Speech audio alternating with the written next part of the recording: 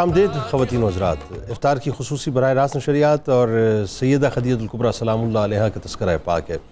بڑا حسین مومنٹ ہوتا ہے ناظرین وہ جب ایک عورت اپنے شوہر کے بارے میں کوئی جملے کہے اور وہ دل کی صداقت سے کہے، وجہ اس کی کہ وہ کتنا حسین لمحہ ہوگا، بلکہ حسین ترین لمحہ ہوگا، بلکہ کائنات کا حسین ترین لمحہ ہوگا کہ جس وقت سرکار علیہ السلام اس اتنی بڑی ذمہ داری کو جو وحی کی صورت میں آپ کو عطا کی گئی وہ لے کے اپنی زوجہ کے پاس آئے، اور پھر زوجہ نے جس انداز سے ڈھارس دی ناظرین، وہ سننے والی باتیں ذرا ہمارے ساتھ رہی ہے، خاص طور پہ جو خواتین و حضرات ہیں۔ جی ڈاکٹر صاحب بتائیے۔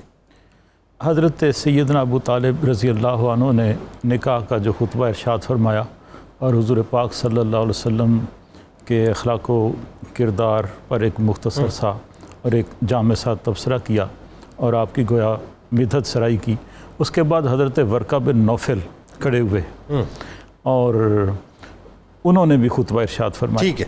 انہوں نے کہا کہ ہم عرب کے سردار ہیں، ٹھیک ہے، اور حضور صلی اللہ علیہ وسلم کے سر پہ بھی سرداری کا تاج زیبا ہے، ٹھیک ہے، اور عرب کا کوئی خاندان ان کی فضیلت کا منکر نہیں ہے۔ بالکل ٹھیک ہے۔ انہوں نے فرمایا کہ اوپر جا کے حضرت قصی جو ایک بزرگ حضور کے شجرہ نسب میں ہیں، وہاں تو ہم دونوں خاندانوں کا ایک ہو جاتا ہے، تعلق جو ہے وہ مل جاتا ہے، لیکن ہم نے چاہا، ہم نے خواہش کی کہ اس رشتہ داری میں ایک قدم مزید بڑھائیں۔ یعنی حضرت ورقہ بن نوفل نے یہ بیان دیا، فرمایا کہ ہم نے خواہش کی کہ ہم حضور صلی اللہ علیہ وسلم کے ساتھ رشتہ داری بڑھائیں۔ واہ، یعنی لڑکی والوں نے خواہش ظاہر کی، تو یعنی آپ کے ادب کا خیال رکھا۔ آپ تو جانتے تھے نا، وہ تو اہل کتاب کے بڑے عالم تھے، بالکل ٹھیک، وہ تو حضور صلی اللہ علیہ وسلم کے مقام و مرتبے سے آگاہ تھے، بالکل ٹھیک، تو ادب کا خیال رکھا۔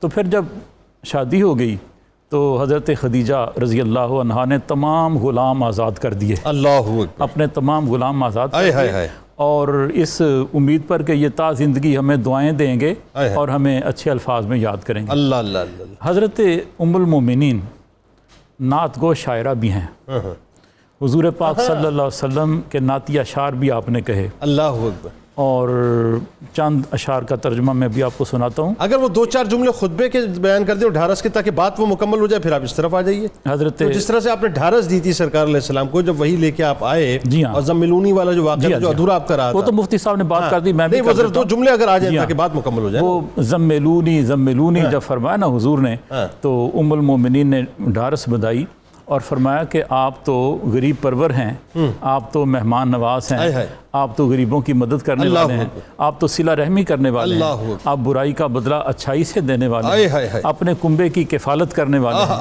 اللہ تعالیٰ آپ کو کبھی رسوا نہیں ہونے دے گا۔ ٹھیک، اور آپ کا دل گواہی دے رہا تھا کہ یہ اب نبوت کے منصب پر فائز ہو رہا ہے۔ اللہ اکبر۔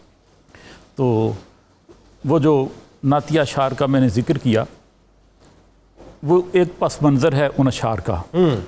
مکہ اور مدینہ میں کئی مرتبہ ایسے معجزات حضور صلی اللہ علیہ وسلم سے رونما ہوئے کہ جانور آپ سے کلام کرتے تھے۔ آپ ایک مرتبہ باہر تشریف لے گئے تو ایک اونٹ نے آپ کے قدموں پہ سر رکھ دیا اور اپنی بپتا سنائی، آپ سے ہم کلام ہوا۔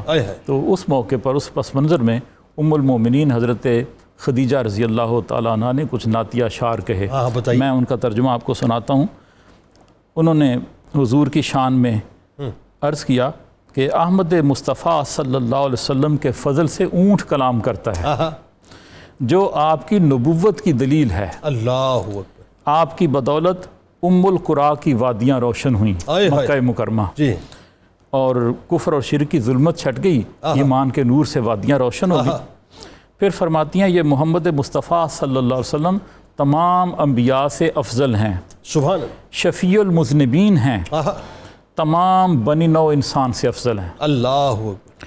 اور پھر اگلے شعر میں فرماتی ہیں کہ اے منکرو، آپ کو نہ ماننے والو، تم اپنی ناک زمین پر رگڑو گے، آپ کی مثال دنیا بھر میں موجود نہیں ہے۔ کیا خوبصورت اشعار ہے، اور کیا ایمان و یقین کا اظہار ہے۔ مکے کی سرزمین ظاہر ہے اس بات کی گواہ ہے، اور جب مکے کی سرزمین کی بات ہو اور مدینے کی بات نہ ہو تو یہ شہباز بھائی ہو نہیں سکتا ہے نا۔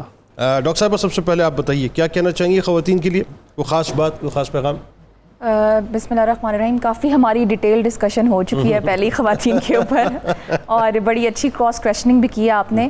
میرا جو پیغام ہے آج وہ خواتین کے لیے نہیں، ہماری سوسائٹی کے مردوں کے لیے ہے. ٹھیک ہے، وہ کیا؟ ہماری سوسائٹی کے جو مرد حضرات ہیں اگر وہ خواتین کا مقام اپنی زندگی میں سمجھیں، اس کو وہی ڈیو امپورٹنس دیں جو ہمارے مذہب نے دی ہے، درست، تو آئی تھنک ہمارے معاشرے میں جتنا بگاڑ ہے وہ سب ختم ہو جائے گا. گریٹ. اور خواتین کے لیے میں یہی میسج کروں گی کہ وہ جیسے ہم نے پہلے بھی ان کو خواتین کو بھی کہتے ہیں نا کہ وہ بھی اتنی عزت کر لیا کریں. بالکل بالکل. دیکھیں it's give and take relationship. آپ عزت دیں اور کہہ دیں آپ. بالکل. خواتین کے لیے بھی میرا یہی پیغام ہے کہ وہ کاؤنٹر پارٹس کو عزت دیں، کمپرومائز کریں اور ہر چیز کو اچھا مطلب سالو کرنے کی طرف لے کے جائیں، بجائے اس کے کہ ہم یہ کہیں کہ جی معاملہ ہی ختم کر دیا. اس کو پہلے کوشش تو کریں کہ ہو سکتا ہے نباہ ہو جائے. مسائل توڑنے سے نہیں بنتے، جوڑنے سے بنتے. بالکل ٹھیک. بہت شکریہ، بہت شکریہ. آپ تشریف لائیں ڈاکٹر صاحبہ. ہائیڈریشن کے حوالے، ڈی ہائیڈریشن کے حوالے سے بات ہو رہی تھی، تو میں کوئی اور بھی ساتھ ساتھ آپ علاج بتا رہی تھی اس کا ایک کوئی متبادل. ڈی ہائیڈریشن میں ہم نے جہاں پہ بات کی جوسز کی، ہم نے بات کی جو ہے وہ تہم لنگے کی بات کی. اس میں ہم یہ بھی بات کر سکتے ہیں کہ ہم سمودیز اور ملک شیکس کا استعمال بھی کریں، جس میں ہم جو ہے وہ دودھ کو، فروٹ کو ملا لیں گے آپس میں، اور اس کے ساتھ ہم بادام کا یا نٹس کا استعمال کر سکتے ہیں. کوشش کریں کہ بچوں میں اس کا استعمال ذرا زیادہ کرایا جائے. اگر ملک شیکس وغیرہ نہیں پسند تو سکم ملک کا استعمال، خالی دودھ کا استعمال کیا جا سکتا ہے، جو بھی ہماری ہائیڈریشن میں بہت امپورٹنٹ رول پلے کرتا ہے. جیسے ہم بات کرتے ہیں دودھ ایک مکمل غذا ہے، تو اس مکمل غذا کو اگر ہم اپنے سب سے امپورٹنٹ ٹائم میں جو ہمارا افطار کا ٹائم ہے اس میں استعمال کریں گے تو ہائیڈریٹڈ رہیں گے.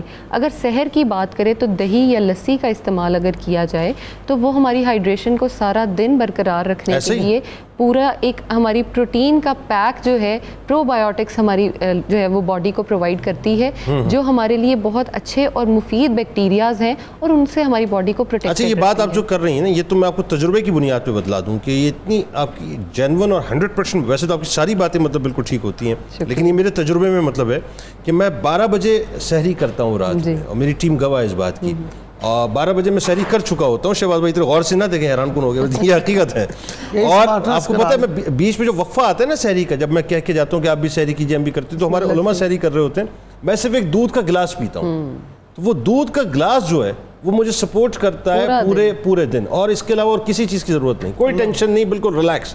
جی آخر میں کچن، جی عائشہ صاحبہ کہاں تک پہنچی؟ جی سر، ہماری افطار بالکل ریڈی ہے. اس کے ساتھ میں نے بروسو کے نگٹس فرائی کیے جس سے ہماری افطار بالکل مکمل ہو گئی ہے، اور مندی اور اسپرنگ رول بھی یہاں پہ فرائی ہیں تو اس کو میں نے ڈش آؤٹ کر دیا ہے. اور اگین سر یہ سارا کھانا بنا ڈالڈا کوکنگ آئل میں، جس پر ماؤں کا 80 سال سے اعتماد ہے اور جو کوالٹی پہ کوئی کمپرومائز نہیں کرتا. ابھی دیکھتے ہیں مندی کیسے بنی ہے. جی سر، ساری نگاہیں مندی پہ جائیں گی. آج آپ مجھے کھا کے بتائیں. ناظرین کرام، آئیے چلتے ہیں قصیدہ غوثیہ کی جانب، اور ہمارے بہت ہی پیارے ممتاز عالم دین جناب مفتی فاروق القادری صاحب کی آواز میں قصیدہ غوثیہ آپ سنیں بھی، ان کے ساتھ پڑھیں بھی، اور انشاءاللہ جب لوٹیں گے تو ڈاکٹر صاحب انشاءاللہ دعا فرمائیں گے. تو آئیے قصیدہ غوثیہ کی جانب چلتے ہیں. اللهم صل على سيدنا ومولانا محمد معدن الجود والكرم وآله وبارك وسلم. یا شاہ جیلاں، یا شاہ جیلاں، یا شاہ جیلاں، یا شاہ جیلاں. سقاني الحب كاسات الوصال فقلت لخمرتي نحوي تعالي. سعت ومشت لنحوي في كؤوس فهمت بسكرتي بين الموالي. فقلت لصائر الأقطاب لموا بحالي وادخلوا أنتم رجالي وهموا واشربوا أنتم جنودي فساق القوم بالوافي ملالي. شربتم فضلتي من بعد سكري ولا نلتم علوي واتسالي. مقامكم العلا جمعا ولكن مقامي فوقكم ما زال عالي. يا شاہ جیلاں، یا شاہ جیلاں، یا شاہ جیلاں، یا شاہ جیلاں. أنا في حضرة التقريب وحدي يصرفني وحسبي ذو الجلال. أنا البازي واشهب كل شيخ ومن ذا في الرجال يعطي مثالي. كساني خلعة بطراز عزم وتوجني بتيجان الكمال. وأطلعني على سر قديم وقلدني وأعطاني سؤالي. وولاني على الأقطاب جمعا فحكمي نافذ في كل حال. فلو ألقيت سري في بحار لسار الكل غورا في الزوال. ولو ألقيت سري في جبال لدقت واختفت بين الرمال. ولو ألقيت سري فوق نار لخمدت والتفت من سر حالي. ولو ألقيت سري فوق ميت لقام بقدرة المولى تعالي. يا شاهدي لا يا شاهدي لا يا شاهدي لا يا شاهدي لا. وما منها شهور أو دهور تمر وتنقضي إلا أتاني. وتخبرني بما يأتي ويجري وتعلمني فاقصر عن جدالي. مريديهم وطب واشتح وغني وافعل ما تشاء فالاسم علي. مريدي لا تخف الله ربي عطاني رفعة نلت المنال. تبولي في السماء والأرض دقت وشوص السعادة قد بدا لي. بلاد الله ملكي تحت حكمي ووقتي قبل قلبي قد صفالي. نظرت إلى بلاد الله جمعا كخردلة على حكم اتصالي. مريدي لا تخف واصل فإني عزوم قاتل عند القتال. يا شاهدي لا يا شاهدي لا يا شاهدي لا يا شاهدي لا. درست العلم حتى صرت قطبا ونلت سعدا من مولى الموالي. فمن في أولياء الله مثلي ومن في العلم والتصريف حالي. رجال في هواجرهم صيام وفي ظلم الليالي كاللآلي. وكل ولي له قدم إني على قدم النبي بدر الكمال. نبي هاشمي مكي نجاز وجد به نلت الموالي. أنا الجيلي محي ديني اسمي وأعلامي على رأس الجبال. أنا الحسني والمخضع مقامي وأقدامي على عنق الرجال. وعبد القادر المشهور اسمي وجدي صاحب العين الكمال. تقبل لي ولا تردد سؤالي. أغثني سيدي انظر بحالي. يا شاهدي لا يا شاهدي لا يا شاهدي لا يا شاهدي لا.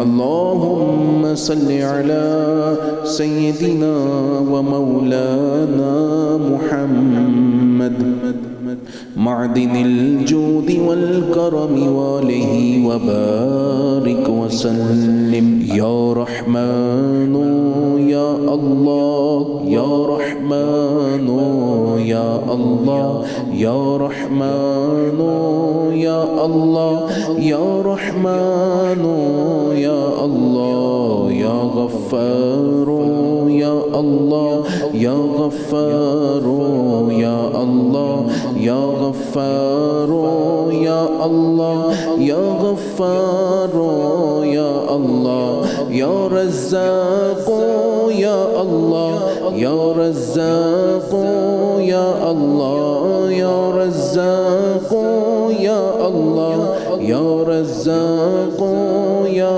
الله يا رزاق يا الله. يا سلام يا الله يا سلام يا الله يا سلام يا الله يا سلام يا الله. يا حي يا قيوم يا حي يا قيوم يا حي يا قيوم یا حی یا قیوم یا اللہ یا اللہ یا اللہ یا اللہ یا اللہ یا اللہ یا اللہ یا اللہ یا اللہ یا اللہ یا مسبب الاسباب یا مسبب الاسباب یا مسبب الاسباب یا مسبب الاسباب دل کو نور کر دے سختی دور کر دے اپنا قرب دے کر دوری دور کر دے آمین یا رب العالمین. الحمدللہ رب العالمین والعاقبۃ للمتقین والصلاة والسلام علی سید الانبیاء والمرسلین وعلی آلہ واصحابہ اجمعین. اے الہ العالمین، تیری رحمت کا عشرہ قریب الاختتام ہے. اپنے فضل و کرم سے ہم سب کو اپنی رحمت کا حقدار بنا. ہم سب کے روزے اپنی بارگاہ میں قبول فرما. ان میں جو کمیاں اور کوتاہیاں رہ گئی ہیں ان سے صرف نظر فرما. مالک کائنات، ہمارے سابقہ زندگی کے گناہوں کو معاف کر دے. ہمیں جنت الفردوس کا حقدار بنا. ہمیں اسلام پر استقامت نصیب فرما. اے رب ذوالجلال، ہمیں قرآن اور صاحب قرآن کی محبت نصیب فرما.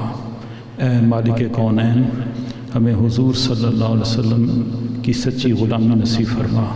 اے مالک کائنات، تمام حاضرین سامعین کی جائز حاجات کو پورا فرما. یا اللہ، ملک پاکستان کو استحکام اور خوشحالی نصیب فرما. امت مسلمہ کو ابتلاؤں، وباؤں اور آزمائشوں سے پناہ عطا فرما. یا الہ العالمین، ہم سب پہ فضل و کرم کر. ہمارے گھروں میں خیر و برکت نازل فرما.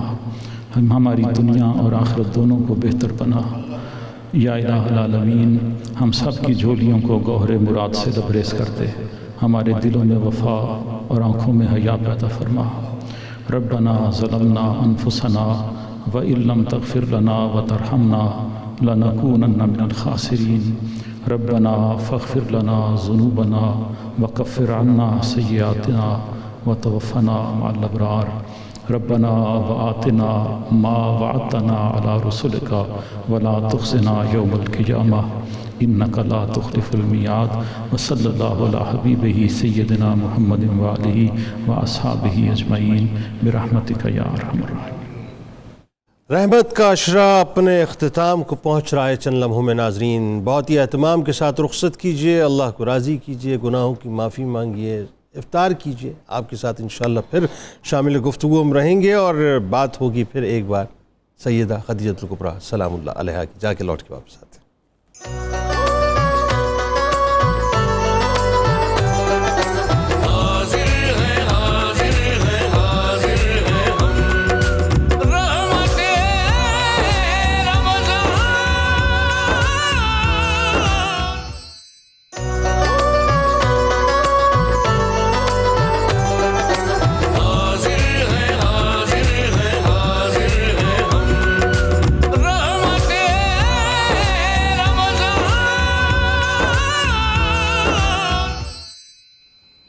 ناظرین کرام، ایک بار پھر میں آپ کو خوش آمدید کہتا ہوں. اور آج میری مائیں، میری بہنیں، میری بیٹیاں اس وقت جو سن رہی ہیں وہ خاص طور پہ ہمارے ساتھ رہیں.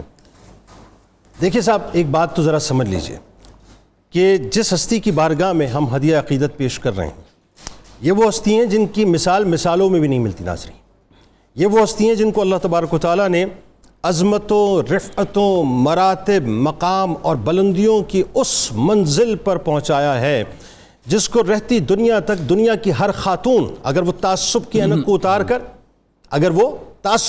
اتار کر اور وہ جو بدبودار ذہنیت اس کے باطن کے اندر ہوتی ہے، اگر اس خبث سے باطن کو صاف کر کے انتہائی شفاف نگاہوں سے اگر دیکھیں تو ان کو اس ہستی کے علاوہ کائنات میں کچھ اور نظر ہی نہیں آئے گا.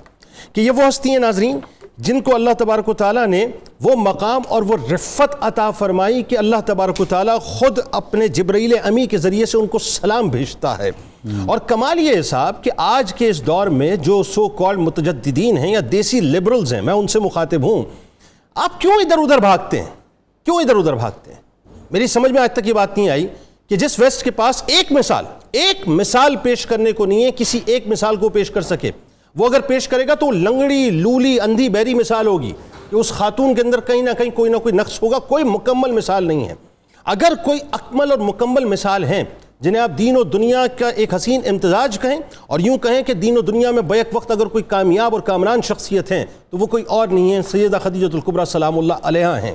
اور کمال تو یہ ہے صاحب, اپنے مقدر پر نازاں ہوں. میں خواتین سے مخاطب ہوں اس وقت, میری جو اس وقت مائیں بہنیں بیٹیاں سن رہی ہیں مجھے, میں ان سے مخاطب ہوں, اپنے مقدر پر نازاں ہوں.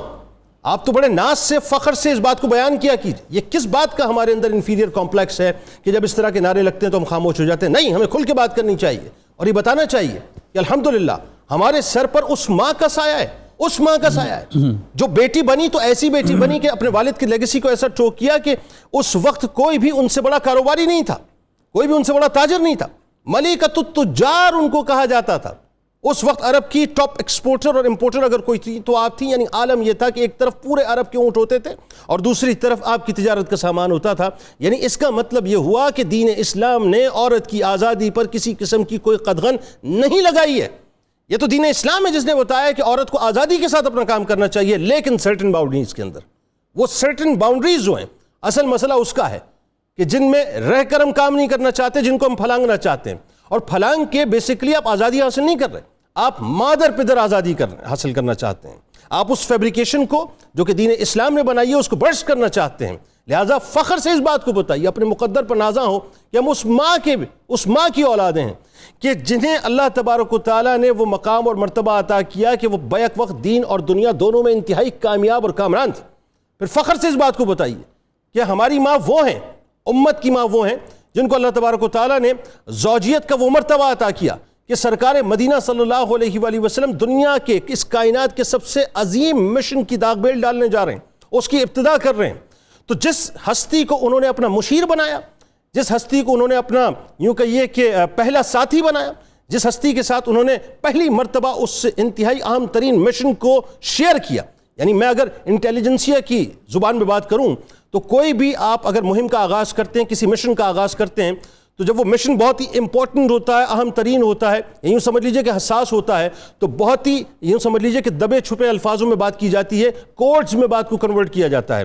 یہ پہلی ہستی تھی جنہیں سرکار مدینہ صلی اللہ علیہ وآلہ وسلم نے اس اعزاز سے نوازا کہ وہ راز جو اللہ نے اپنے محبوب کو عطا کیا, اس راز کو سینہ مصطفیٰ صلی اللہ علیہ وآلہ وسلم سے منتقل ہونا تھا. تو منتقل ہونے کے لیے کوئی اور ہستی نہیں چنی گئی بلکہ سیدہ خدیجہ الکبریٰ سلام اللہ علیہا کو چنا گیا. اور پھر آپ دیکھیے بات صاحب کہ کتنی مضبوط ترین خواتین اپنے اوپر ناز کریں صاحب کہ اللہ تعالیٰ نے ہمیں وہ طاقتور ترین ماں عطا کی ہے کہ ایک طرف پورا مکے کا معاشرہ تھا کہ جہاں پر تمام کفار اس بات کی تیاری کر رہے تھے کہ سرکار مدینہ صلی اللہ علیہ وآلہ وسلم کو معاذ اللہ شہید کر دیا جائے. ان کے خلاف ریٹیلیشن تھی, ان کے خلاف پورا معاشرہ کھڑا ہو گیا تھا. اور دوسری طرف میرے سرکار جو کھڑے تھے, ان کے ساتھ جو سب سے پہلی ہستی کھڑی تھی وہ کوئی مرد نہیں بلکہ خاتون یعنی سیدہ خدیجہ الکبریٰ سلام اللہ علیہا تھی. اور مردوں میں جو پہلے مرد کھڑے ہوئے وہ صدیق اکبر رضی اللہ تعالیٰ عنہ کھڑے ہوئے. یعنی عورت کو یہ مقام اللہ تعالیٰ نے عطا کیا. پھر آپ دیکھیے صاحب کہ بات یہاں نہ رکی, بلکہ آپ ذرا امیجن کیجئے صاحب کہ اس وقت اس معاشرے میں آپ کی ایک امپائر تھی, آپ ایک ایلیٹ کلاس سے تعلق رکھتی تھی, پیسے کی فراوانی تھی, سب کچھ آپ کے پاس تھا, پریویلیج کلاس سے آپ کا تعلق تھا. لیکن کیا آپ کا سرکار علیہ السلام پر مر مٹنے کا جذبہ تھا کہ اپنی ساری دولت کو سرکار علیہ السلام کے قدموں میں قربان کر دیا؟ اور پھر جائیے صاحب, پھر اپنی ماں کی بارگاہ میں جائیے اور سوال کیجئے تو آپ کو جواب ملے گا کہ ان سے زیادہ عظیم ترین ماں دنیا نے دیکھی نہیں ہے, اس آسمان نے نہیں دیکھی, اس کائنات نے نہیں دیکھی, کہ جنہوں نے سیدہ فاطمہ الزہرا سلام اللہ علیہا جیسی ایسی ممتاز بیٹی پیدا کر دی کہ جن کی نسلوں نے اپنے خون کے ذریعے سے دین اسلام کی عمارت کی آبیاری کی. یعنی ایک طرف نانی کا, ایک طرف دادی کا مال لگا, ان کی جان لگی, اور دوسری طرف آل اولاد کا خون لگا. تو صاحب مجھے بتائیے کہ عظمتوں کے اتنے بڑے بڑے عظیم مینار ہونے کے باوجود بھی ہم کوئی بے وقوف ہی ہوں گے کہ ادھر ادھر بھاگتے پھریں گے. ہمارے پاس الحمدللہ سایہ ہے. جو بے سایہ ہوتے ہیں وہ کھوکھلے نعرے لگاتے ہیں, جن کے پاس سیدہ خدیجہ الکبریٰ سلام اللہ علیہا کا سایہ موجود ہے، ان کو کسی نعرے کی ضرورت نہیں ہے، ان کو اسی کی سائے کی ضرورت ہے۔ آئیے جناب آغاز کرتے ہیں۔ ہمارے ساتھ 3 شخصیات بلکہ 2 شخصیات موجود ہیں، تیسری میں خود اپنے آپ کو بھی شمار کر گیا۔ ہمارے ساتھ موجود ہیں جناب ڈاکٹر طاہر حمید تنولی صاحب، ممتاز اسکالر ہیں، بہت ہی خوبصورت گفتگو کرتے ہیں اور آج ایک بار پھر ہمارے پروگرام میں موجود ہیں۔ آپ کو خوش آمدید، السلام علیکم۔ اور ہمارے ساتھ موجود ہیں جناب آپ کے ہمارے ہم سب کے انتہائی پیارے جناب ڈاکٹر حامد فاروق صاحب، آپ کو بھی خوش آمدید کہتا ہوں، السلام علیکم۔ تو جناب آغاز کرتے ہیں آپ سے ڈاکٹر صاحب، سب سے پہلے تو یہ بتائیے کہ ایک بیٹی کی حیثیت سے جو کردار سیدہ خدیجہ الکبریٰ سلام اللہ علیہا نے ادا کیا ہے، میرا خیال ہے کہ آج بیٹیوں کو سمجھائیں یہ بات کہ کیوں ادھر ادھر بھاگتے ہو، اصل تو منبع اور مرکز تو آپ ہیں۔ جی بسم اللہ الرحمن الرحیم۔ جنید صاحب بہت شکریہ۔ بالکل جیسے بھی آپ نے اپنے انٹرو میں بھی ارشاد کیا کہ کیا شان ہے حضرت سیدہ خدیجہ الکبریٰ کی، کہ جس بھی جہت سے اور جس بھی رشتے سے آپ دیکھتے ہیں تو حضرت خدیجہ الکبریٰ بے نظیر اور بے مثال ہستی کے طور پر ہمارے سامنے آتی ہیں۔ بہت سے ایسے امتیازات آپ کو حاصل ہیں جن میں کوئی دوسرا شریک نہیں ہے۔ مثلا وہی سب سے پہلے آپ نے سنی، آپ سے پہلے کسی نے نہیں سنی۔ وہی پہ کی تصدیق آپ نے کی، آپ صلی اللہ علیہ وسلم کی پہلی سیرت آپ نے بیان کی، آپ صلی اللہ علیہ وسلم کی پہلی مشیر آپ کی، یعنی جس جہت پہ بھی دیکھیں، اگر بیٹی کے طور پر دیکھیں تو اس سوسائٹی کے اندر جو بیٹی کے طور پہ آپ نے کردار کیا اس میں بھی آپ کو اولیت حاصل ہے۔ ایسی آپ کو سوسائٹی میں کوئی بیٹی نظر نہیں آئے گی۔ حضرت خویلد بن اسد کے جو اولاد ہیں ہم دیکھتے ہیں کہ 3 بیٹے اور 2 بیٹیاں ہیں۔ حضرت حزام بن خویلد ہیں، حضرت عوام بن خویلد ہیں، نوفل بن خویلد ہیں اور حالہ بنت خویلد جو آپ کی بہن تھی۔ لیکن ان سب میں جتنی نمایاں حضرت خدیجہ الکبریٰ ہیں اور جتنا اپنے والد کے اور اپنے اجداد کے سلسلے کو اور ان کے ورثے کو آپ نے آگے کنٹینیو کیا، وہ ہمیں بقیہ کے اندر نظر نہیں آتا۔ حضرت خویلد بن اسد کا انتقال ہو گیا حرب الفجار کے اندر، کم و بیش شام الفیل کے 20 سال کے بعد۔ اس کے بعد جو ان کے خاندان کا ایک سلسلہ تھا، ہم دیکھتے ہیں کہ اس کی کنٹینیوٹی حضرت خدیجہ الکبریٰ کی ہستی میں نظر آتی ہے۔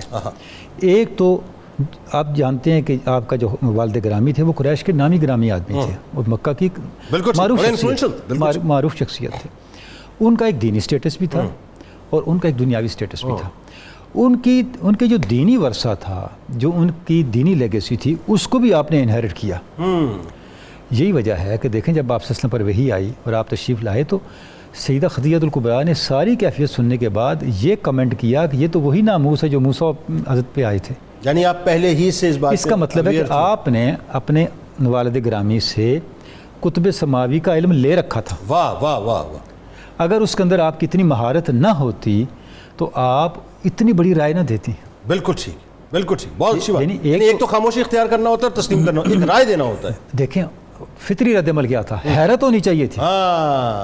یہ کیا ہوا؟ لیکن آپ نے حیرت کا اظہار نہیں کیا۔ فطری رد عمل حیرت تھا، خاتون ہونے کے ناطے۔ بالکل ٹھیک۔ اور حیرت کے بعد خوف ہونا چاہیے تھا۔ بالکل ٹھیک۔ یہ کیا ہو رہا ہے؟ بالکل ٹھیک ہے۔ لیکن آپ دیکھیں آپ صلی اللہ علیہ وسلم تشریف لائے، فرمایا زملونی زملونی، تو آپ نے سیدہ خدیجہ الکبریٰ نے کیا فرمایا؟ فرمایا آپ کو اللہ ضائع نہیں کرے گا، اللہ آپ کی حفاظت فرمائے گا، آپ میں یہ اوصاف ہیں، یہ عظمتیں ہیں آپ کی سیرت کی۔ اب یہ جو چیزیں آپ بیان کر رہی ہیں یہ کیا ہے؟ یہ دراصل وہ علم ہے جو انہوں نے اپنے والد گرامی سے سیکھ رکھا تھا۔ اچھا اس کے بعد دنیا کے لحاظ سے دیکھیں تو اس بزنس کو، اس کاروبار کو آپ نے کتنا آگے بڑھایا، یہ دیکھیں نا کیسی بات ہے، کتنا اس کو ڈیولپ کیا۔ بیٹوں نے اتنا نہیں کیا جتنا بیٹی نے کیا، آپ ہی نے کیا۔ بالکل آپ ہی نے کیا۔ اس کے بعد آپ دیکھیں اس میں ایک اور بات بتائیے، صرف کاروبار کو ڈیولپ نہیں کیا بلکہ اس کاروبار کو صحیح مصرف کے لیے پھر استعمال بھی کیا۔ اچھا اگلی بات یہ ہے کہ کاروبار کو ڈیولپ کرنے کے ساتھ ساتھ آپ صرف کاروبار کے اوپر نظر نہیں رکھے ہوئے تھیں بلکہ آپ کی اس پوری سوسائٹی پہ نظر تھی۔ بالکل ٹھیک ہے۔ یہی تو وجہ کہ آپ نے آپ صلی اللہ علیہ وسلم کا انتخاب کیا، کسی اور کا کیوں نہیں کیا؟ اچھا روایتوں میں آتا ہے کہ آپ خانہ کعبہ کے پاس جا کے بیٹھا بھی کرتی تھی اور جو اس وقت اس معاشرے میں جو پریویلنگ جو ٹاپکس تھے، انقلابی ٹاپکس، اس پہ آپ گفتگو بھی کیا کرتی تھی، نہیں آپ کی نظر تھی حالات حاضرہ کو۔ دیکھیں نا وہ جو علم تھا جو انہوں نے کتب سماوی کا علم حاصل کیا، معاصر علوم حاصل کیا اپنے والد گرامی سے، ان علوم کے حاصل کرنے کا لازمی نتیجہ یہی تھا کہ وہ ایسے مباحث میں، ایسی مجالس میں، ایسی گیدرنگز میں، ایسی ڈسکشنز میں پارٹیسپیٹ کرتی. یعنی دوسرے لفظوں میں آپ ایک سماجی شخصیت بھی تھی. وہ سماجی شخصیت تھی اور آپ کو پتہ تھا کہ اس وقت سوسائٹی میں سب سے زیادہ ہانسٹ کون ہے. ابھی تو آپ نے نبوت کا اعلان نہیں فرمایا تھا. واہ واہ واہ واہ واہ. ابھی تو آپ کی نوجوانی کا زمانہ. بالکل ٹھیک ہے. سب سے زیادہ ٹرسٹ وردی کون ہے. بالکل ٹھیک ہے. سب سے زیادہ کمپیٹنٹ کون ہے. بالکل ٹھیک ہے. تو آپ صلی اللہ علیہ وسلم کو انہوں نے کیا اور ساتھ اپنا خادم بھیجا، میسرہ بھیجا. یعنی یہ ان کی مینجمنٹ ہے، ایک لحاظ سے یہ ان کی ایڈمنسٹریشن ہے، اپنے معاملات کو مینیج کرنے کی سکل ہے، اس آپ کی ویجیلنس ہے. اور جو ہدایات تھی میسرہ کو اسی طرح اس نے آگے ساری ورڈ ٹو ورڈ رپورٹ کیا. بالکل ٹھیک. بلکہ میں یہ کہوں کہ وہ خدمت کی ویجیلنس تھی بنیادی طور پہ، خدمت کے پیش نظر جو ہے بلا شبہ. لیکن میں سمجھتا ہوں کہ یہ ساری کی ساری جو باتیں ہیں یہ اس وقت تک شخصیت میں نہیں آ سکتی جب تک کوئی خاتون آئیڈیل بیٹی نہ ہو. بالکل صحیح. جب تک وہ اپنے والدین کے سامنے سراپا اطاعت بن کے والدین کے ورثے کو جذب نہ کرے. واہ واہ واہ. شخصیت انہینس نہیں ہو سکتی. بالکل ایسا ہے. شخصیت میچور نہیں ہو سکتی. بالکل ایسا. شخصیت اچھا پرفیکشن میں نہیں جا ذرا ایک سکتی. بات بتائیے، یہ جو بات آپ کر رہے ہیں اب اس سے پہلو اگر میں جو نکال رہا ہوں، جو میں اخذ کرتا ہوں اور عموماً میں اس پہ گفتگو کرتا ہوں، میں نے ابتدا میں اس کا اظہار بھی کیا، اب میں چاہتا ہوں آپ بھی ذرا اس پہ کامنٹ کیجیے. دین اسلام نے ایک سرٹن باؤنڈری میں اس سے زیادہ آزادی اور کیا دینی ہے آپ کو، کہ مجھے بتائیے کہ اس وقت ابھی ارتقائی مراحل سے دین گزرا نہیں ہے. یعنی سرکار علیہ السلام کا جو عقد ہو رہا ہے 25 برس اور ان کی 40 برس عمر ہے. ابھی تو ظاہر ہے مطلب ظاہری اعلان نبوت بھی نہیں ہوا ہے، لیکن اس سے پہلے آپ یہ کام کر رہی ہیں، آپ کو روکا نہیں گیا، آپ کو منع نہیں کیا گیا. دیکھیں جو ایسا بات یہ ہے کہ عرب سوسائٹی کی ہر وہ ویلیو جو پازیٹیو تھی، ٹھیک ہے، جو انسانیت کی ضرورت تھی، آپ صلی اللہ علیہ وسلم نے اس کو اپروو کیا. بالکل ٹھیک ہے.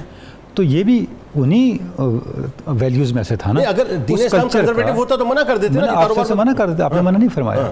بلکہ منع کرنا کیا، آپ دیکھیں اگر آپ یہ دیکھیں کہ سیدہ خدیجہ الکبریٰ کا ملکۃ العرب ہونا اور اپنے اس منصب کو آپ صلی اللہ علیہ وسلم پہ فدا کر دینا، یہ سب کچھ کیا ہے؟ وَوَجَدَكَ عَائِلًا فَأَغْنَىٰ کی تفسیر ہے. آپ کو اس آیہ مبارکہ کی تفسیر سمجھ نہیں آ سکتی جب تک آپ اس پورے کے پورے رشتے کو اور سیدہ خدیجہ الکبریٰ کی قربانی کو اور آپ کے جذبوں کو سامنے نہیں رکھ لیتے. آپ اس آیت کی وضاحت کیا کریں گے؟ واہ. یعنی آپ تو یہ فرما رہے ہیں نا کہ آپ صلی اللہ علیہ وسلم نے منع کیوں نہیں کیا؟ منع کرنا رہ گیا ایک طرف، قرآن مجید اسے اپریشیٹ کر رہا ہے. واہ واہ واہ واہ. کیا قرآن مجید تو اسے اللہ کی مشیت کا ایک فنکشننگ اور اس کے ایکٹیویٹ ہونے کی ایک ڈائمنشن بتا رہا ہے. یعنی اللہ کے نظام کی جو بنت ہے اس کی ایک کڑی جو ہے وہ بتا رہا ہے کہ آپ صلی اللہ علیہ وسلم کو اللہ رب العزت نے جو یہ رشتہ اللہ پاک نے قائم فرمایا، یہ کیا تھا کہ آپ صلی اللہ علیہ وسلم کو ایک سپورٹ عطا کر دی، تاکہ جو دین کو ابتدائی طور پہ اس طرح کی سپورٹ چاہیے تھی تو وہ سپورٹ یہاں سے ملے. آپ دیکھیں جب شاہ ابی طالب میں گئے کتنا سخت زمانہ تھا. بالکل ٹھیک ہے. ہر چیز بین تھی. بالکل ٹھیک. اگر آپ اس دور کو دیکھیں، اگر وہاں کوئی غلہ پہنچتا تھا تو خدیجہ الکبریٰ کے واسطے سے پہنچتا تھا. اگر کوئی سپورٹ پہنچتی تھی تو خدیجہ الکبریٰ کے واسطے سے پہنچتی تھی. یعنی ان کی اس سوسائٹی میں ایکسیپٹنس، ان کے وقار، اس کا مطلب یہ ہوا سوشلائزنگ. اس کا مطلب یہ ہوا کہ اسلام کی ابتدائی فائنینشیل سپورٹ اگر ڈائریکٹ تھی تو خدیجہ الکبریٰ کے ذریعے سے، اور انڈائریکٹ تھی تو خدیجہ الکبریٰ کے ذریعے سے. کیا کہنا یہ جو بات ہے، اس بات پہ آگے جا کے ہم گفتگو کرتے ہیں کہ محسنہ اسلام کا جو تصور ہے، اور تصور نہیں ہے وہ ایک حقیقت ہے، تو اس تصور پہ اور اس حقیقت پہ ہم بات کرتے ہیں. لیکن اس سے پہلے ایک بیٹی کی حیثیت سے تو ظاہر گفتگو ہوئی، ایک زوجہ کی حیثیت سے جو آپ نے کردار ادا کیا ڈاکٹر صاحب، وہ ایسا اہم ترین اور سنہرا دور ہے پورا، کہ میرا خیال ہے سننے والی جو بچیاں ہیں جن کی شادی ہونے والی ہے یا جن کی شادیاں ہو چکی ہیں یا جو بیچاری سڑکوں پر رل رہی ہیں، ان کو بتائیے ذرا کہ بیوی کا مقام کیا ہے. بسم اللہ الرحمن الرحیم. جنید بھائی، پہلے تو میں آپ کے لیے دعا گو ہوں کہ سحر اور افطار میں آپ ٹرانسمیشن کرتے ہیں اور اتنا آپ کو محنت کرنی پڑتی ہے، اور ماشاءاللہ آپ شخصیات میں شامل ہیں جو آپ نے ابتدا میں کہا ہے. اللہ پاک آپ کے درجات بلند فرمائے. اور دوسری گزارش یہ ہے کہ دیکھیں، ڈاکٹر صاحب بھی تشریف فرما ہیں، میں بھی حاضر ہوں، آپ بھی تشریف فرما ہیں. ہم سارے صاحب زوجہ ہیں، بیوی والے ہیں. بالکل ٹھیک ہے. اور کراچی سے آ کے لاہور پورا مہینہ بیٹھ کے ٹرانسمیشن کرنا آسان نہیں ہوتا اگر گھر میں سکون نصیب نہ ہو. بالکل ایسا ہے. تو اگر یہ کام کرنا نصیب نہیں ہوتا، اگر گھر میں سکون نہ ہو، تو کیا بدر فتح کرنا آسان تھا؟ کیا کہنے، تمثیل بنتی نہیں ہے لیکن کمال مثال دی آپ نے. دیکھیے بدر میں جناب مولا کائنات شیر خدا مین آف دی میچ ہیں، احد کا بھی مین آف دی میچ ہیں، خندق میں ہیں، خیبر میں ہیں. یہ ممکن نہ ہوتا اگر زہرا پاک کے ہاتھوں پہ چھالے نہ پڑے. یہ ممکن ہوا ہے. رسول اکرم صلی اللہ علیہ وسلم کو بھی یہ ساری کامیابیاں میرے رب نے عطا فرمانی تھی، مقدر تو آپ کا تھا، اسی لیے آپ کو بھیجا گیا تھا. لیکن یہ سہارے ظاہری طور پہ میرے رب نے عطا فرمائے، وسیلے عطا فرمائے، جن میں جناب سیدنا ابو طالب علیہ السلام اور جناب سیدہ خدیجہ الکبریٰ سلام اللہ علیہا، ان کے نام واضح طور پہ ہمیں نظر آتے ہیں. یعنی یوں کہیے کہ جو بے سہاروں کا سہارا بنے ان کے لیے جو ہے سہارا ظاہری سہارا اللہ نے یہ بنا کے بھیجا. بالکل ٹھیک ہے. وَإِذْ قَالَتِ الْمَلَائِكَةُ يَا مَرْيَمُ إِنَّ اللَّهَ اصْطَفَاكِ وَطَّهَّرَكِ وَاصْطَفَاكِ عَلَى نِسَاءِ الْعَالَمِينَ. آج ہم اس ہستی کی بات کر رہے ہیں جسے قرآن کی آیت مبارکہ کی روشنی میں بہت سارے مفسرین نے اور حدیث مبارکہ میں میرے آقا نے واضح کہا وہ خیر نساء العالمین ہے. اور خیر نساء العالمین کا اس سے بڑا مقام کیا ہوگا کہ جناب زینب کی جنت بھی ان کے قدموں میں, رقیہ کی جنت بھی ان کے قدموں میں, ام کلثوم کی جنت بھی ان کے قدموں میں, اور میں اس جملے پہ قربان جاؤں کہ سیدہ خاتون جنت کی جنت بھی ان کے قدموں میں. اللہ رب العزت نے یہ مقام عطا فرمایا. اور اگر جناب عیسیٰ علیہ السلام کی والدہ کو قرآن نے اتنے مقامات عطا فرمائے ہیں تو زہرا پاک کی والدہ کے مقامات کیا ہوں گے, حسنین کی نانی جان کے مقامات کیا ہوں گے جن سے رسول اکرم اتنی محبت کرتے ہیں. زوجہ ہونے کے اعتبار سے اگر ہم دیکھیں تو یہ وہ واحد ہستی ہیں جنہیں سب سے پہلے رسول اکرم صلی اللہ علیہ وسلم کے حرم میں داخل ہونے کا میرے رب نے اعزاز عطا فرمایا ہے. اور اس وقت میرے نبی کی عمر صرف 25 سال تھی. ذرا اندازہ کیجئے, منظر ذہن میں لائیے, 25 سال کا جوان ہو اور وجہ تخلیق کائنات ہو, اس کے حرم میں داخل ہونے کی جسے سعادت نصیب ہوگی وہ کتنی وقار والی, کتنی عزت والی وہ ہستی ہے جسے یہ ہم مانتے ہیں کہ اللہ نے میرے رسول کو ازواج عطا فرمائی تو انتخاب اللہ کا, اولاد عطا فرمائی تو انتخاب اللہ کا, آپ کو نواسے عطا فرمائے تو انتخاب اللہ کا, اصحاب عطا فرمائے تو انتخاب اللہ کا ہے. اب خدیجۃ الکبریٰ کو سب سے پہلے رسول کا حرم عطا فرمایا ہے جسے ایک لمحے کے لیے آج رسول اللہ کی خواب میں زیارت نصیب ہو جائے وہ بڑا باعزت ہو جاتا ہے, بڑا وقار والا ہو جاتا ہے, وہ ویسے کرنی بن جاتا ہے, وہ جنید بغدادی ہو جاتا ہے, وہ حضور داتا صاحب ہو جاتا ہے. تو جسے 25 سال رسول اللہ کا حرم بلا شرکت غیر نصیب ہوا ہے, کوئی اور درمیان میں موجود نہیں ہے. اور ان کے ظاہری پردہ فرما جانے کے بعد بھی جناب عائشہ کی روایت ہے کہ رسول اکرم اکثر ان کا ذکر کرتے تھے, اور میں عرض کرتی آقا اب تو میں ہوں نا آپ کے سامنے, آپ ان کا ذکر کیوں کرتے ہیں؟ تو پھر میرے آقا نے وہ جملہ بولا جو کائنات کے کسی بیوی کے لیے, اہلیہ کے لیے, شریکہ حیات کے لیے, زوجہ کے لیے سے بڑا سرمایہ کوئی نہیں ہو سکتا. میرے آقا نے بہتی آنکھوں کے ساتھ کہا یہ خدیجہ وہ ہے جس نے تب میرا کلمہ پڑھا تھا جب سارا مکہ انکار کر رہا تھا. وَصَدَّقَتْنِي إِذْ كَذَّبَنِيَ النَّاسُ, اور اس نے تب میری تصدیق کی تھی کہ جب سارا زمانہ مجھے جھٹلا رہا تھا. آپ نے انٹرو میں 2 ہستیوں کے نام لیے ہیں, ایک ہستی وہ ہے جو صدیق اول ہے اور دوسری ہستی وہ ہے جو صدیقہ اولا ہے, سب سے پہلے تصدیق کی ہے. اور اس حدیث مبارکہ میں میرے رسول نے انہیں صدیقہ کا ٹائٹل عطا فرمایا. یہ جو صیغہ بولا وہ صدقتنی, اس سے مراد یہ وہ صدیقہ ہے جس نے سب سے پہلے میرا کلمہ پڑھا ہے. اگر ان دونوں ہستیوں کا سمجھنے کے لیے ہم ان دونوں ہستیوں کا موازنہ کریں تو ان میں بھی سب سے پہلے صدیقہ کبریٰ جناب خدیجۃ الکبریٰ نے کلمہ پڑھا ہے. اور آپ نے اسی دن نماز اللہ کے رسول کی اقتداء میں ادا کی ہے جب رسول اکرم صلی اللہ علیہ وسلم نماز کا آغاز کیا. وَوَجَدَكَ عَائِلًا فَأَغْنَىٰ کے تحت 2 جملے عرض کرنا چاہتا ہوں جس کی طرف ڈاکٹر صاحب نے اشارہ فرمایا. دیکھیے اللہ کے رسول نے اکنالج کیا ہے, اسے اپنا انعام قرار دیا. لم یجد کا یتیماً فآویٰ وَوَجَدَكَ عَائِلًا فَأَغْنَىٰ. رسول اکرم گھر تشریف لائے, زوجہ کو ایسا ہونا چاہیے. اللہ ہم سب کو ایسی ہی زوجہ عطا فرمائے جیسی اللہ نے اپنے رسول کو عطا فرمائی ہے. نہیں بلکہ یہ اس کے اپروپریٹ میں خالی شاید وردی ہونا چاہیے کہ ان کے نقش قدم پر چلنے والی زوجہ اللہ تعالیٰ میں عطا کر دے. بالکل یقیناً وہی کردار اور سیرت رکھنے والی ہونی چاہیے. اور یہ دیکھیے ڈاکٹر صاحب کیا کمال آپ نے گفتگو فرمائی ہے. ناظرین کرام, جو ڈسٹریبیوٹ کی آپ نے بات کی حضرت خدیجہ الکبریٰ سلام اللہ علیہا کے پردہ فرمانے کے بعد, آپ سوچئے کہ آج ہم بلا تمثیل عرض کر رہا ہوں کہ ہم زندوں کو اور مردوں کو جو ہے ٹریبیوٹ دیا کرتے ہیں, جو زندگی میں ہم بیسکلی تو چونکہ مردہ پرست اپروچ کی طرف چلے گئے تو جب آدمی مر جاتا ہے تب اس کو ٹریبیوٹ دیتے ہیں, زندگی میں بہت کم دیتے ہیں. تو لوگ کوشش کرتے ہیں کہ بہترین سے بہترین الفاظ جو ہیں اس کا چناؤ کیا جائے جس کو ٹریبیوٹ دیا جاتا ہے. سرکار علیہ السلام سے زیادہ عظیم ترین کوئی نہیں, اور سرکار علیہ السلام کے دیے گئے ٹریبیوٹ کو جو حضرت خدیجہ الکبریٰ سلام اللہ علیہا کو انہوں نے دیا ناظرین, اس سے بہتر ٹریبیوٹ کوئی ہو ہی نہیں سکتا. جا کے لوٹ کے واپس آتے ہیں اور پھر آپ کو بتائیں گے کہ ماں کے حوالے سے آپ کا کردار کیا ہے. لوٹ کے آتے ہیں.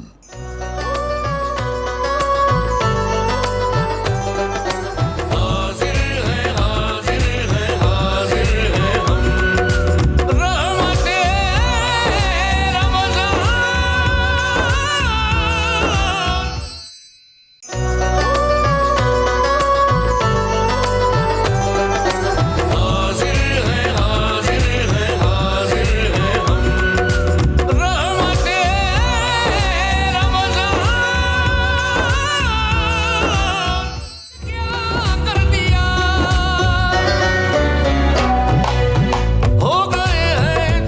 ایک بار پھر ناظرین میں آپ کو خوش آمدید کہتا ہوں. دنیا کی سب سے عظیم ترین ماں سیدہ خدیجۃ الکبریٰ سلام اللہ علیہا کہ جن کے گلشن سے سیدہ فاطمۃ الزہرا سلام اللہ علیہا جیسا نکلا. ناظرین اب آئیے ذرا ایک ماں کی حیثیت سے ان کی بارگاہ میں چلتے ہیں اور ان سے پوچھتے ہیں کہ ایک ماں کو ہونا کیسا چاہیے. ڈاکٹر صاحب ذرا بتائیے جو قربانیاں آپ نے ایک ماں کی حیثیت سے دی ہیں, جو کردار ہے, بتائیے ذرا.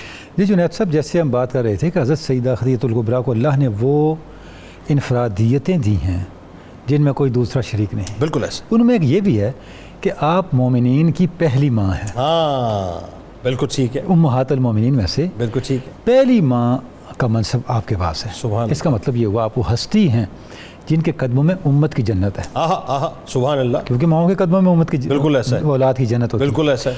تو ماں ہونے کے ناطے آپ پوری امت کے لیے آئیڈیل ہیں. اللہ کہ ماں کیسی ہونی چاہیے. اللہ. اور آپ نے جس طرح اپنی اولاد کی تربیت کی جنید صاحب, اس میں ایک نقطہ جو بہت نکھرا ہوا نظر آتا ہے وہ یہ ہے کہ آپ کے ماں ہونے پر غالب آپ کا آپ صلی اللہ علیہ وسلم کی زوجہ ہونا ہے. وہ کیسے؟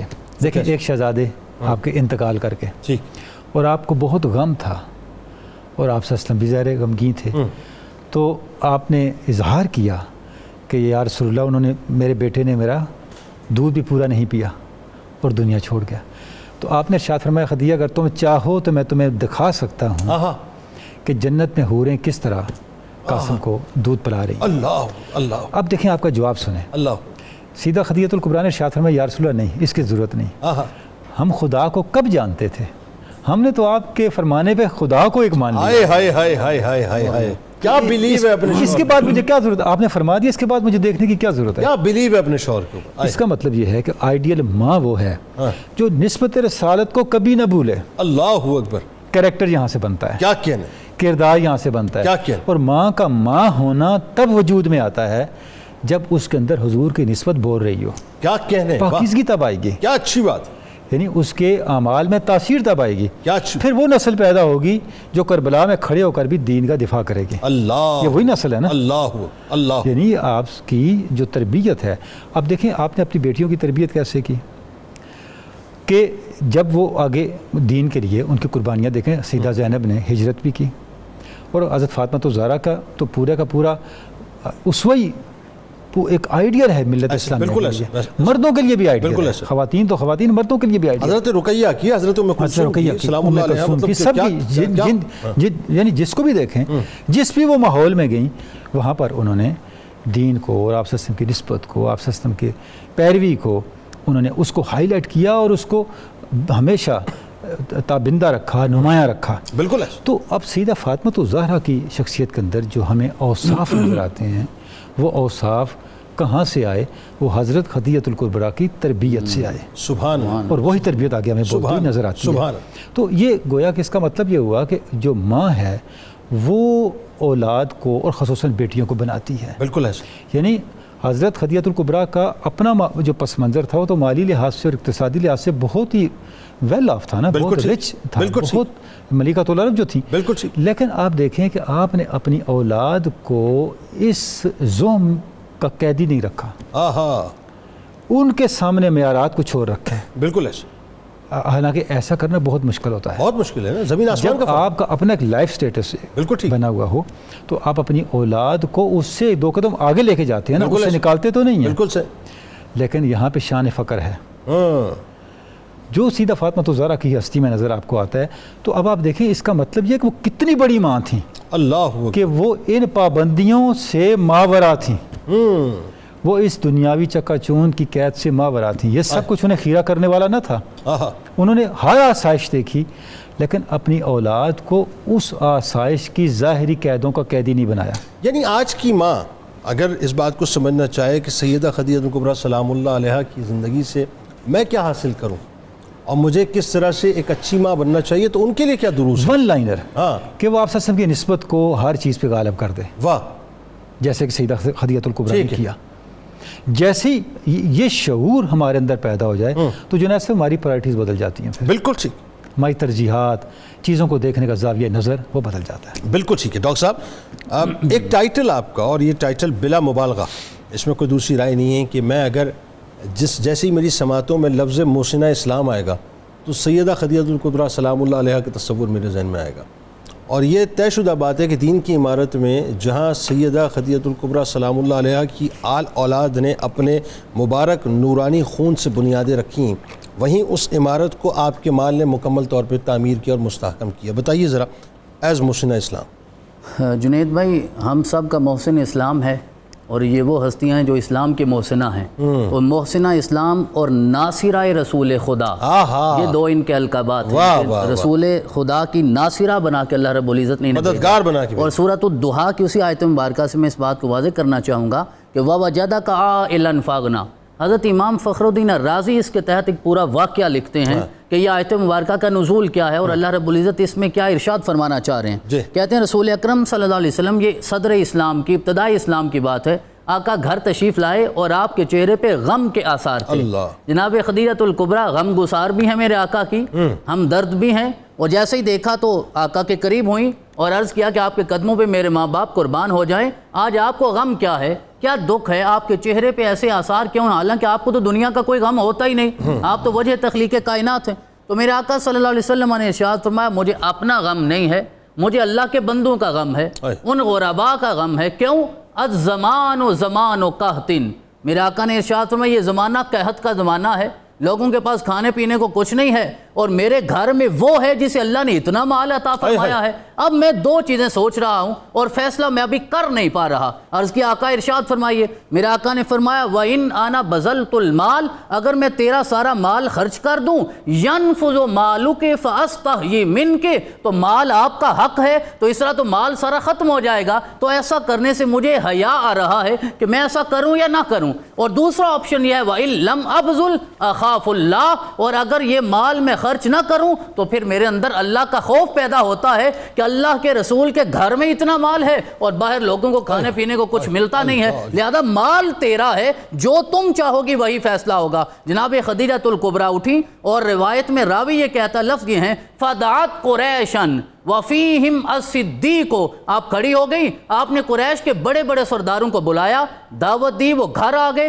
ان سرداروں میں جناب صدیق اکبر بھی موجود تھے. یہ سارے سردار آ گئے. اب اگلا جو روایت کا حصہ ہے وہ حضرت صدیق اکبر نے بیان فرمایا. صدیق اکبر کہتے ہیں پھر میں نے یہ دیکھا کہ جناب خدیجہ الکبریٰ اپنے گھر کے اندر جاتی ہیں، کمرے کے اندر جاتی ہیں، فَأَخْرَجَتْ دَنَانِيرَ، اپنے سارے دینار لے کر آتی ہیں، سارے درہم لے کر آتی ہیں، ساری طاقت لے کر آتی ہیں، وہ سب بتہا، اور ہمارے سامنے آ کے انڈھیل دیتی ہیں، ڈیر کر دیتی ہیں. اور وہ دولت اتنی تھی جنید بھائی، اتنی دولت تھی کہ جناب صدیق اکبر کہتے ہیں بالغت مبلغن لم یقع بصری علی من کان جالسا قدامی لکثرت المال، کہ اتنے ڈھیر لگ گئے تھے دینار کے اور درہم کے کہ میرے سامنے جو بندہ بیٹھا ہوا تھا میں اسے دیکھ نہیں پا رہا تھا. ہمارے درمیان پوری دیوار ہی کھڑی ہو گئی تھی درہم اور دینار کی، اتنی دولت تھی. اور پھر ہم سب کو بلانے کے بعد رسول اکرم بھی تشریف فرما ہے. خدیجہ الکبریٰ نے کہا اشہدوا، اے مکے والو گواہ ہو جاؤ، اے قریشیو گواہ ہو جاؤ، میں نے اپنا یہ سارا مال، ان ھذا المال مال محمد، یہ آج سے خدیجہ کا مال نہیں ہے، یہ محمد رسول اللہ کا مال ہے. وَإِن شَاءَ فَرَّقَهُ، یہ میرا مال نہیں ہے.